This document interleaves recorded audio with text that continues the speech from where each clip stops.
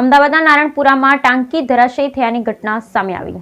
અમદાવાદના નારણપુરામાં વિસ્તારમાં અનેક હાઉસિંગ બોર્ડના મકાનો આવેલા જે 35 થી 40 વર્ષ જૂના હાઉસિંગ બોર્ડના મકાનના કેટલાક મકાન જર્જરિત હાલતમાં છે તો કેટલાક મકાનોની ટાંકી જર્જરિત હાલતમાં જોવા મળી રહી છે। આજે નારણપુરા વિસ્તારમાં આવેલ મંગલમૂર્તિ એપાર્ટમેન્ટના બ્લોક નંબર 5માં કોમન ટાંકી ધરાશયી થતાં આસપાસના સ્થાનિકોમાં ગભરાટનો માહોલ ઊભો થઈ ગયો હતો।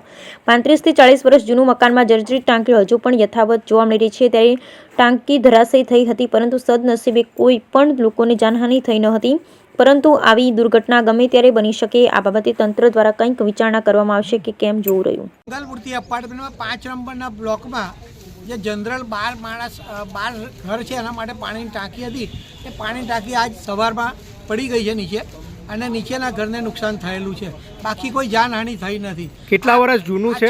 35 થી 40 વર્ષ જૂનું બાંધકામ છે અને અત્યારે અમે રીડેવલપમેન્ટમાં જઈ રહ્યા છે પણ ઘણા એવા તત્વો છે બ્લોકવાળા કે જે અમને વધારે બાંધકામ સહીઓ નહોતા કરી આલતા।